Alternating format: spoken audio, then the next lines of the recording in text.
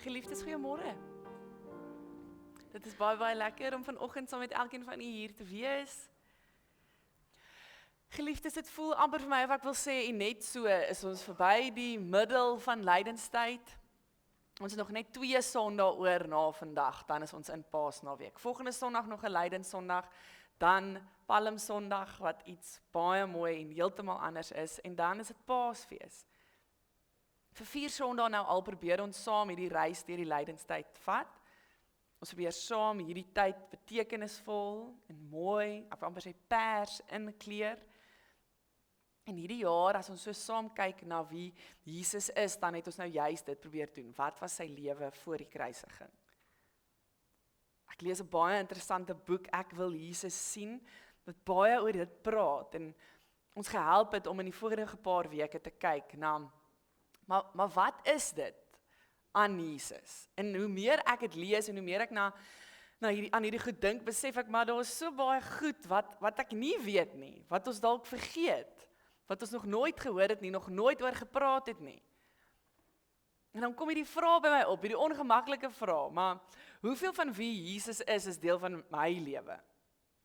Hoeveel van Jesus se leringe is deel van wie ons is, en hoe ons praat, en hoe ons werk, en hoe ons dink?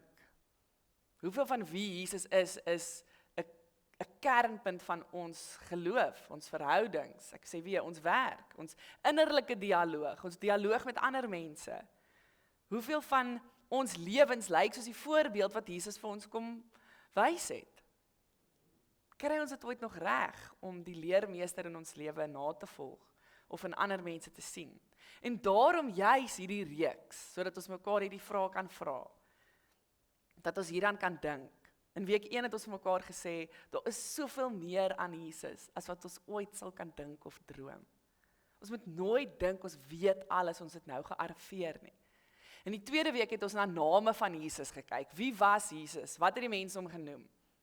Leermeester, Messias, priester, profeet, seun van God, seun van die mens, vriend, broer. Die lys gaan aan en aan, van hoe mense Jesus beleef het en hom aangespreek het. Laasweek het ons vir mekaar gesê, ons kan nie die 33 jaar voor sy kruisiging net vergeet nie. Ons kan nie sê, as ons oor Jesus praat ons net oor sy kruisiging nie. Dan reduseer ons Jesus se lewe in 'n groot mate. En so het ons gaan kyk na sy bediening. En vandag gaan ons 'n bietjie verder. Vandag wil ons kyk na 'n paar aspekte van sy aardse bediening, wat so groot deel is van sy evangelie, dat ons nie daaroor kan praat in hierdie tyd nie. Een van die kernpunte van Jesus se bediening, een van die goed wat hy juis kom doen het deur aarde toe te kom, was om vir ons 'n unieke en verstaanbare prentjie te kom gee, te laat deurbreek van God se koninkryk, en waaroor dit dan nou eintlik alles gaan. So as ons vir mekaar sê, maar hoekom moet ons aandag gee aan Jesus se woorde? Hoekom moet ons aandag gee aan Jesus se dade? Dan is dit juis dit. Jesus help ons om te verstaan wat God se koninkryk beteken. Jesus se woorde en dade help ons om die kruisiging en die opstanding te verstaan. En Jesus se kruisiging en opstanding help ons om Jesus se woorde en dade te verstaan. Die 2 aspekte van sy lewe gee lig vir mekaar, gee lewe vir mekaar. Albei is nodig. Ons het vir mekaar gesê, en ons het laasweek baie daarna gekyk, wat sê die evangelieskrywers oor Jesus se lewe? Die evangelieskrywers se woorde, se boeke gaan oor Jesus se lewe. As hulle so baie oor sy lewe geskryf het, dan kan ons vir mekaar sê, dis bitter belangrik om te kyk na wie Jesus was, hoe hy geleef het, wat hy gesê het. Ons kan nie die boodskap van Jesus verstaan as ons nie na sy lewe gaan kyk nie. As ons nie na sy voorbeeld gaan kyk nie, wat sy tipe leermeester hy was nie. Hy het ons eerstens kom verlos, hy is eerstens ons Heer, maar hy kom leer ons hoe ons hierdie lewe moet leef, en wat ons moet doen, en hoe ons dit moet doen, sodat die aarde tot eer van God sal bestaan. Jesus is die een wat ons kom help om die evangelie te verstaan. Dit is eintlik onmoontlik om die evangelie te verstaan as ons nie vir Jesus verstaan nie. As ons nie verstaan wat hy kom probeer wys het, kom probeer doen dit nie. En hoe ons met dit God op hierdie aarde kan eer nie. Ons het laas ook hieraan geraak en vir mekaar gesê, maar ons wil kyk na hoe God se koninkryk op aarde lyk. Ons wil kyk wie die koning is van die nuwe koninkryk. Want Jesus het dit kom doen. Jesus het 'n nuwe koninkryk gebring.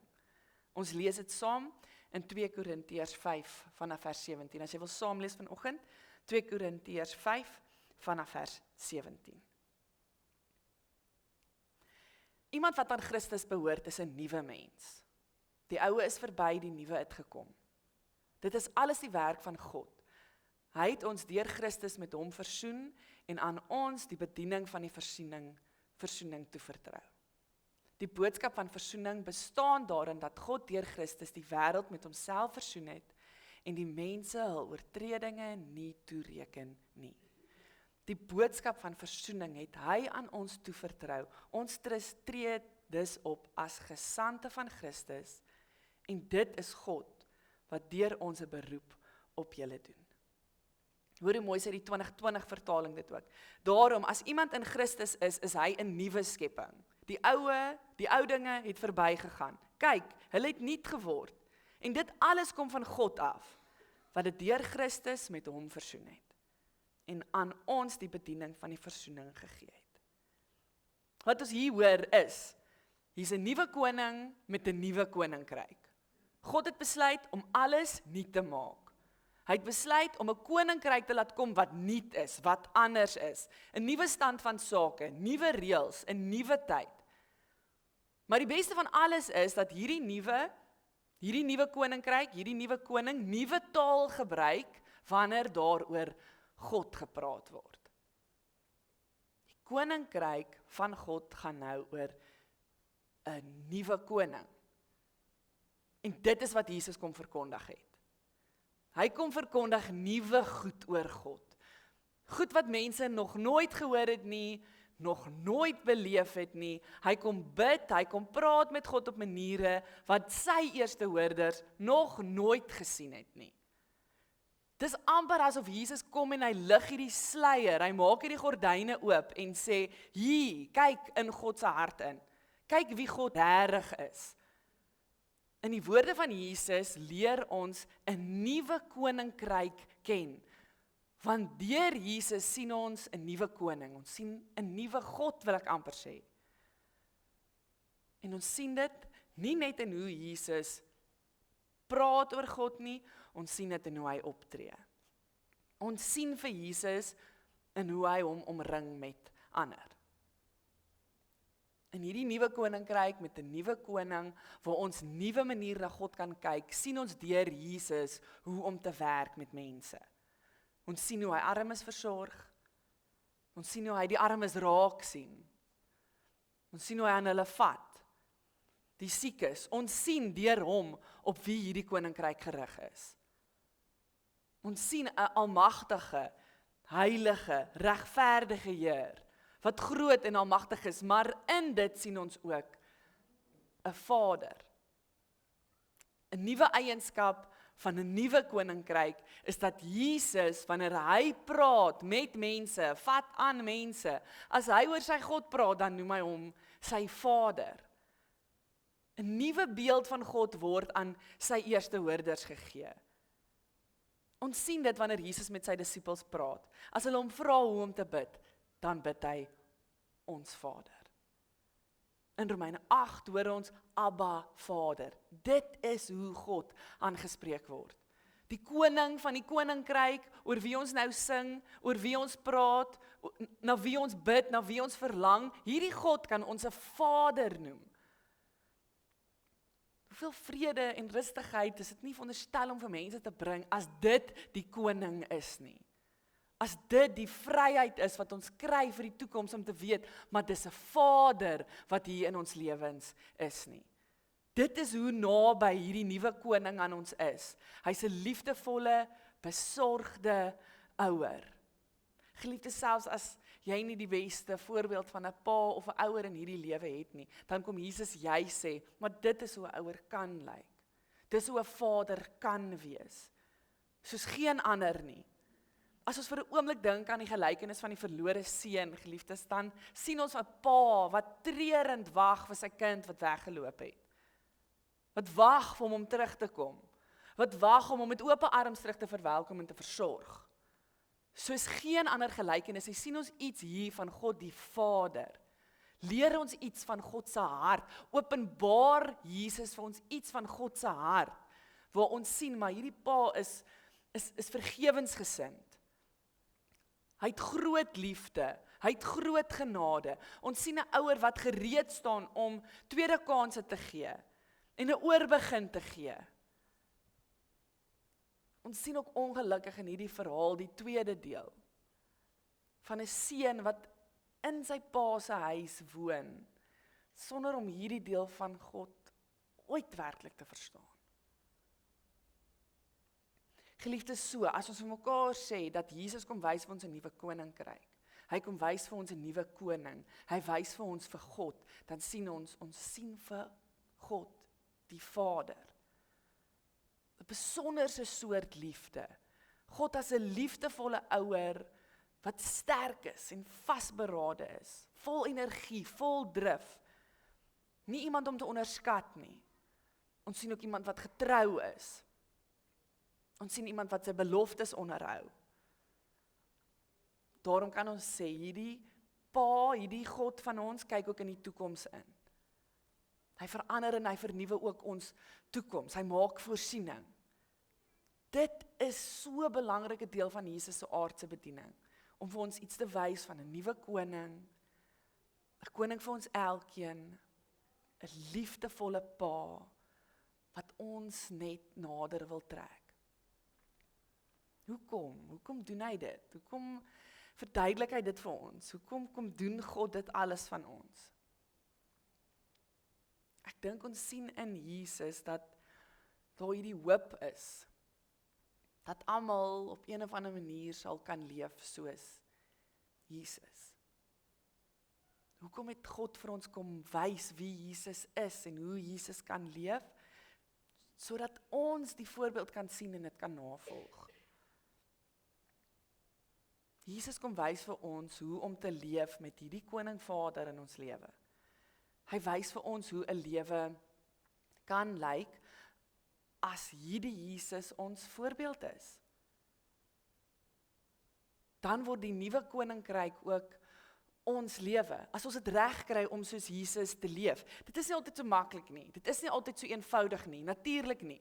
Ons kry dit so maklik, so verkeerd om soos Jesus te leef. Want wie moet ons nou eintlik wees? En wat moet ons nou eintlik doen? Is dit regtig so eenvoudig?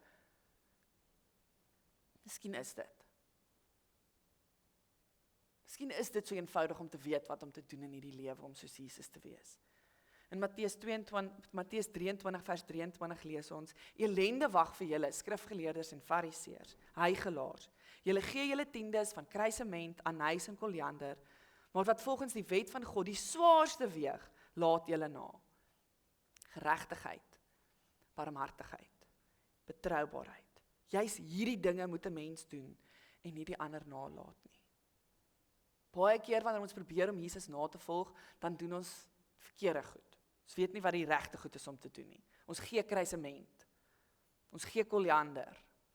Ons gee sakke en sakke anys. Maar dit wat ons eintlik moet doen, om soos Jesus te wees, om barmhartig te wees, om liefdevol te wees, dit laat ons so maklik na. Dit wat ons belangrik laat voel, dit kan ons doen. Dit wat vir ons aansien gee, dit kan ons doen. Dit wat maklik is om te doen, dit kan ons doen. Maar die moeilike goed, dit waarvoor Jesus gekom het, dis moeilik. En wat is dit? Waarvoor het hy gekom? Ander mense. Verhoudings. As ons vra, hoe moet ons leef as ons Jesus se lewe wil nastreef? Hoe moet ons leef as ons hierdie nuwe koninkryk wil leef? Geliefdes, dan is die antwoord verhoudings. Dis wat Jesus kom doen het. Allerhande verhoudings was vir hom belangrik. Siekes, armes, gestremdes, kinders, vrouens. Martin Luther skryf dit so mooi. Hy sê Jesus het mense kom vrymaak van wette en regulasies, maar hy het nooit mense kom vrymaak van verhoudings nie. Jesus het nie sy lewe vir wette en regulasies en reëls gegee nie. Jesus het sy lewe gegee vir mense. En dit word van ons gevra.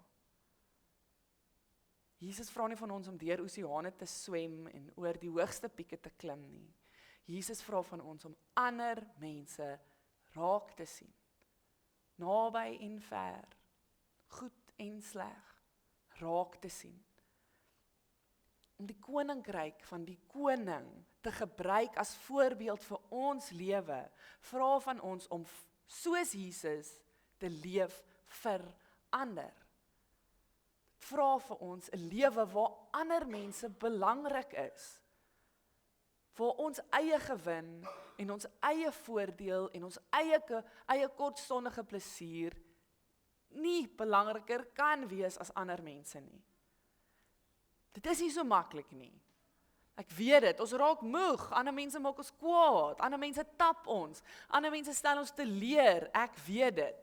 En daarom het ons dit ook laasweek vir mekaar gesê, vra so 'n lewe, waar die nuwe koning en die nuwe koninkryk ons voorbeeld is, vra so 'n lewe voortdurende bekering. Dis die uitnodiging, dis nie 'n opdrag nie, dis 'n uitnodiging. Ons mag dit doen, we get to do it. Om deel te wees van die lewe wat nuut gemaak word deur Jesus, moet ons vra vir bekering. Moet ons vra vir die lig om al ewig ons duisternis te kom verlig. Die lig het aangebreek, die nag is verby. Ons kan deur die duisternis sien, ons word nie gekeer nie, en dis waarheen ons genooi word. Dis waarvoor ons kan kies, om in die lig te leef, om 'n lewe te leef wat nie 'n gejaag is, na aardse, materiële plesier en voordele nie. Om voortdurend hiervoor te vra, om voortdurend hiervoor te kies, is nie onmoontlik nie. Dit vra wel 'n sekere ingesteldheid. Maar dit is nie onmoontlik nie. Inteendeel, ons word hierheen uitgenooi. Ag, ek sê maar, dis my kinders wat so huil. So, maak sommer net daai deur ook toe asseblief. Ek sal nie vir iemand anders se kinders vra om die deur toe te maak nie, maar dis my kinders, so ek hoor hulle en ek kan net niks doen nie. Dankie.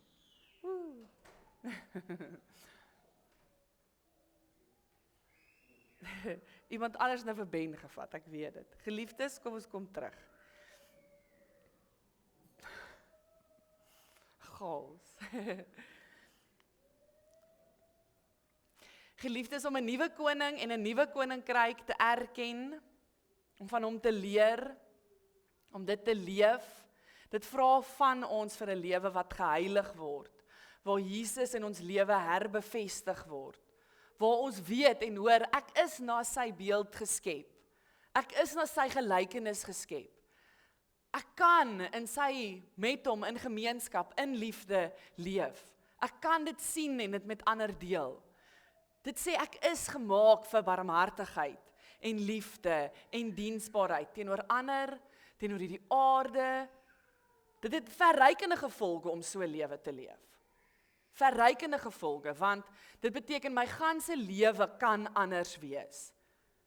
Ek gaan dit kan regkry en probeer om diensbaar te wees, nie net teenoor myself nie, nie net teenoor die natuur nie, nie net teenoor ander nie, nie net teenoor God nie, maar almal. Ek moet dit kies oor en oor en oor. En omdat God ons geskep het as mense met vrye wil, beteken dit ons kan kort afdraai, en ons kan kort nee dankie sê, en ons kan kort sê nee nie nou nie. Ons kan kort sê ek sal later leef soos my leermeester. Ek sal later probeer om heilig te wees. Geliefdes, dan is ons besig om die punt te mis. Ons is hier, ons is geroep om ons lewe volgens Jesus se voorbeeld in te stel. En dan nie te dink ons is beter as ander om ons te doen nie, dood eenvoudig omdat ons nie anders kan nie. Ek wil afsluit vanmôre, geliefdes, deur te sê, dis 'n belangrike deel van Jesus se aarde toekoms storie. Dat liefde en ontferming, sagmoedigheid, deernis, regverdigheid, billikheid, dat dit alles deel is van sy lewe. En as ons so daarna kyk, dan weet ons lewens moet ook so lyk. Dat ons lewens in alle rigtings so moet lyk. In ons verhouding met God, in ons verhouding met die mense rondom ons, in ons verhouding met onsself, in ons verhouding met hierdie skepping, is ons geroep om soos Jesus te wees en te leef. Mag die koninkryk, die nuwe koninkryk, mag die koning van die heelal se liefdevolle, vaderlike stem en deernis en liefde opnuut na jou toe kom vanoggend. Mag dit in jou wese kom leef en jou kom nuut maak en herstel en moed en krag gee om dit met die mense rondom jou te deel. En mag ons so die koninkryk sigbaar maak vir hierdie soms donker wêreld.